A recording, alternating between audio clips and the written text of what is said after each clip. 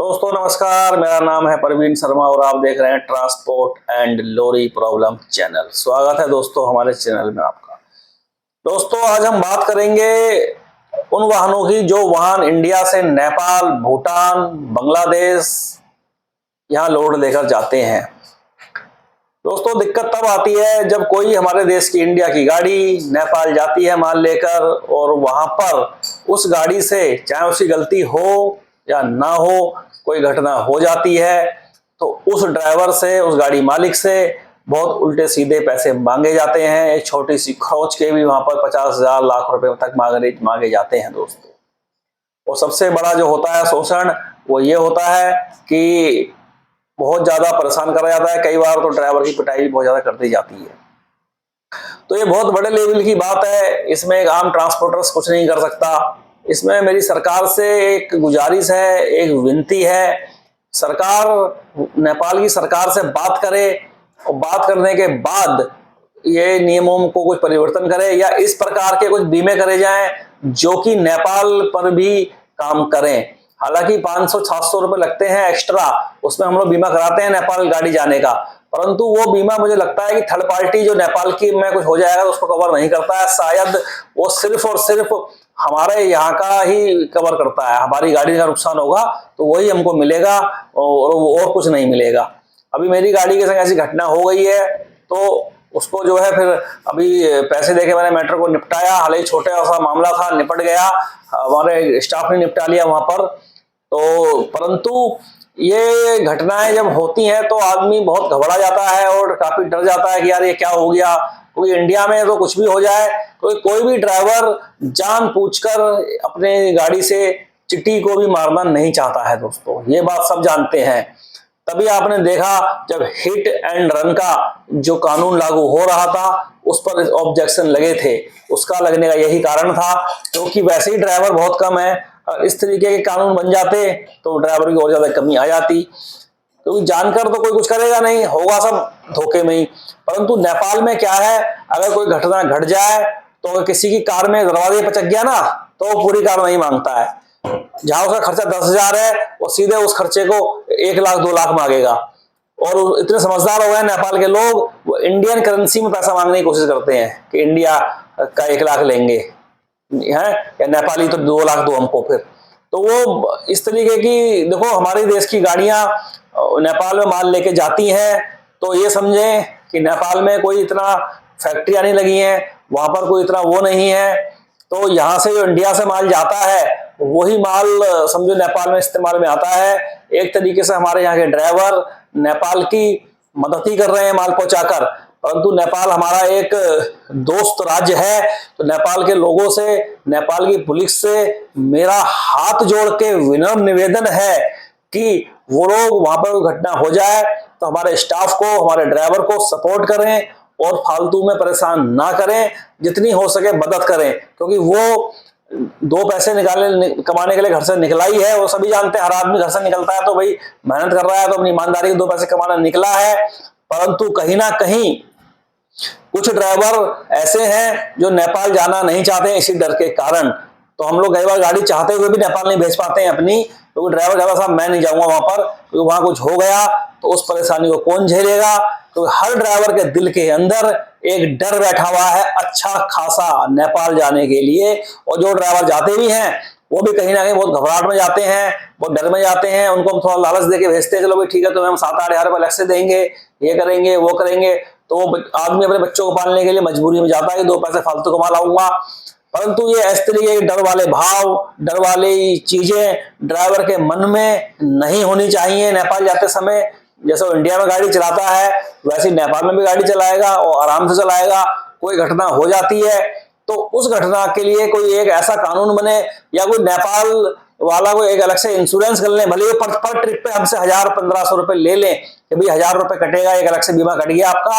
अब आपकी गाड़ी चक्कर मार के आएगी, 6 दिन का बीमा है या 5 दिन का बीमा है और चक्कर लगवा लो, कोई घटना होगी तो ये बीमा कंपनी वहां के लोगों को पैसा भर देगी। सबसे बड़ी दिक्कत थर्ड पार्टी लॉस में आती है। जब वहां कोई थर्ड पार्टी लॉस हो जाता है तो वहां के कानून बहुत सख्त है, वहां जमानतें गाड़ी की जल्दी नहीं होती हैं और वहां गाड़ी खड़े खड़े सड़ जाती हैं। जैसे कि हमारे देश इंडिया में क्या है, अगर आपके पेपर वर्क पूरे हैं, पेपर पूरे नहीं भी हैं, फिर भी आपकी गाड़ी की जमानत होगी, और जमानत में ड्राइवर और गाड़ी दोनों छूट जाएंगी और कोर्ट में केस चलता रहेगा।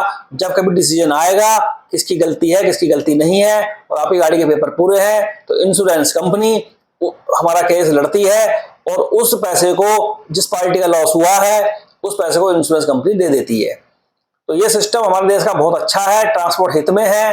परंतु इसके सेम विपरीत सिस्टम है नेपाल के अंदर। वहां तो ये सुना जाता है कोई व्यक्ति खत्म हो गया तो 7 लाख रुपए उसको देने पड़ेंगे, उसके मालिक को या ड्राइवर को, जो भी दे। दूसरी बात, अगर कोई व्यक्ति का एक्सीडेंट हो गया और वो खत्म नहीं हुआ, उसकी टांग वगैरह टूट गई या कुछ ऐसी कुछ हो गया, तो फिर उस परिवार को, उसको वो ड्राइवर पालेगा जिसने एक ये एक्सीडेंट करा है, या फिर वन टाइम कोई सेटलमेंट होगा पैसे दे करके। कुल मिला के वहां पर जो है बड़ी दिक्कत है। इसी कारण से ड्राइवर लोग जाना नहीं चाहते हैं, चाहे हमको कितना भी अच्छा वहां से। कई ड्राइवर हमारे ऐसे हैं जो गाड़ी पर पहले ही तय करके लगते हैं कि सर हम नेपाल नहीं जाएंगे, आपको हम पहले बता रहे हैं, आप हमारी गाड़ी चलवाओ या ना चलवाओ। सबसे बड़ी दिक्कत आती है काठमांडू जाने में। काठमांडू जो है कम से कम सनौली बॉर्डर से या रक्सौल बॉर्डर से लगभग 270-80 किलोमीटर बैठता है। आगे हिल एरिया है, काफी हिल है, वहां घाट है बहुत सारे। और जब गाड़ी वापस आती 280 जाना 280 आना, तो लगभग 560-70 किलोमीटर गाड़ी चलती है आने जाने में वहां से। उस बीच में रिस्क ज्यादा हो जाता है। हालांकि वीरगंज बॉर्डर पे गाड़ी जाती है या रक्सौल पे खाली हो गई, या तुम्हारा सनौली बॉर्डर थोड़ा अंदर जाए खाली हो गई, वहां तक इतना रिस्क नहीं है क्योंकि गाड़ी 2-4 किलोमीटर नेपाल के अंदर गई। ज्यादातर जो हादसे हो रहे हैं वो हो रहे हैं काठमांडू जाने में और वहां से वापस आने में। वहां पर नेपाल के अंदर गाड़ी बहुत ज्यादा चलती है।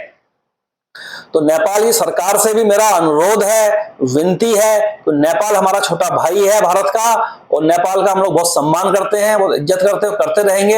हालांकि वहां के लोग अच्छे हैं, वहां की पुलिस भी अच्छी है, ऐसा नहीं है सपोर्ट नहीं करते हैं। सपोर्ट, हमारी गाड़ी एक एक्सीडेंट हुई वहां पर, तो वहां की लोकल पुलिस ने भी सपोर्ट हमारा करा, और वहां के जो लोकल जिन भैया की पिकअप में हमारी गाड़ी लगी, उन्होंने भी जो है नॉर्मल पैसा था लेके हमारी गाड़ी को जाने दिया। परंतु हर आदमी ऐसा नहीं है वहां पे।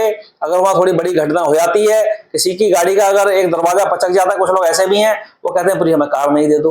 अब बताइए, जो गाड़ी आपके नेपाल में माल पहुंचाने गई है, आपकी मदद करी है एक तरीके से उसने, तो उससे हम अगर ऐसी बातें करेंगे तो फिर यही रीजन है कि हमारे ड्राइवर लोग जाने को राजी नहीं होते हैं।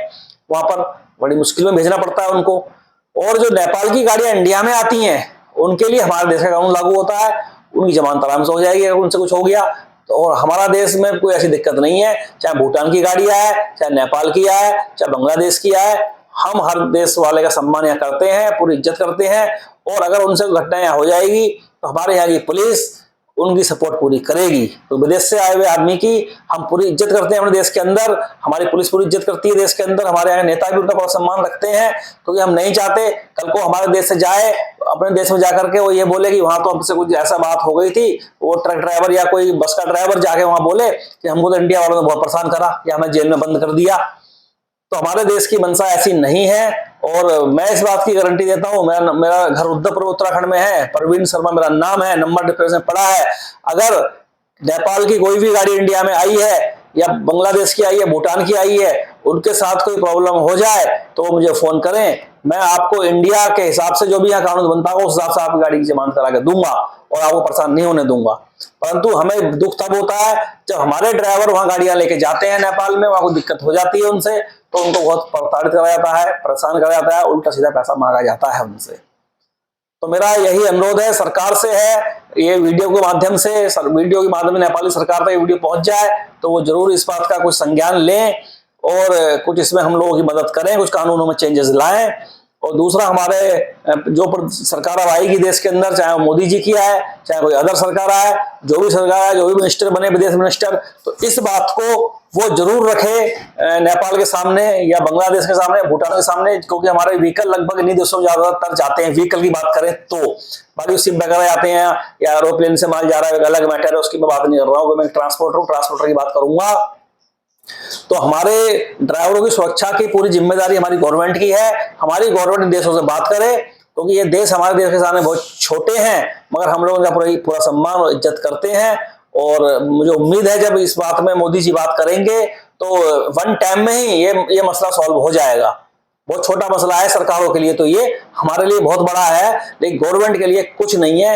एक बार गवर्नमेंट वो हमारे यहाँ की बोल देगी भाई आपके यहाँ से ऐसे दिक्कत आ रही है हमारे यहाँ के लोगों को, तो या तो कोई अपना आप अलग से इंश्योरेंस करो उस गाड़ी का, उसमें नेपाल को भी फायदा होगा।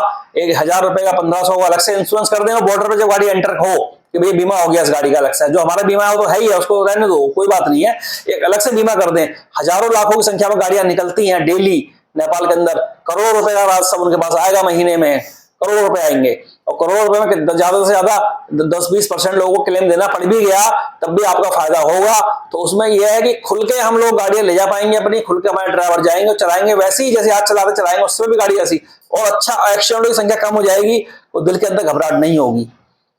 तो सरकार से मेरा ये कहना है, नेपाल सरकार से कोई इस तरीके की इंश्योरेंस व्यवस्था कर दें ताकि हमारे अंदर से मन से घबराहट निकली रहे परमानेंट। और जो ड्राइवर जाने को मना करते हैं वो ड्राइवर भी गाड़ी को लेकर नेपाल खुशी होकर जाए, बोले जी हम तो नेपाल लेके गाड़ी जाएंगे। जब उनका मना करने का और कोई कारण नहीं, ऐसा नहीं गाड़ी चलानी नहीं आती पहाड़ में या नहीं चला पाएंगे, उनका मना करने का सिर्फ यही कारण है कि वहां के कानून, वहां की दिक्कतें, कोई बड़ी दिक्कत अगर वहां पे आ गई तो ड्राइवर का छूटना बड़ा भारी काम है, वास्तव में दिक्कत वाला है। छोटी मोटी बातें तो निपट जाती हैं आराम से, लेकिन बड़े मैटर निपटना, वहां सुलझना बहुत मुश्किल काम है। तो हमारे यहाँ की जो मिनिस्ट्री है, हमारे यहाँ जब सरकार अभी 4 तारीख 5 तारीख बन जाएगी, जिसकी भी बन जाए, वो सरकार पहले इस मैटर को जरूर वहां बात करे। आज तक ये बातें किसी ने बताई नहीं सरकार को पता भी नहीं कि क्या चल रहा है। इसके लिए मैं एक पत्र भी लिखूंगा सरकार बनने के बाद, मोदी जी की बनेगी तो मोदी जी को लिखूंगा, जिसकी बनेगी उसको लिखूंगा मैं पत्र ये।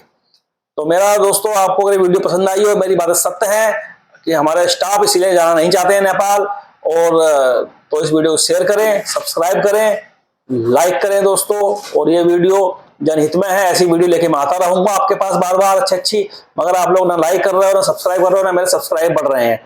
जब तक ये सब कुछ नहीं होगा तब तक मैं कैसे ग्रो करूंगा और कैसे ये बातें ज्यादा लोगों में पहुंचेंगी। जब तक ज्यादा लोगों में बातें नहीं पहुंचेंगी तब तक ये बातें दबी रह जाएंगी यूट्यूब के अंदर, यहीं पर बस ये है।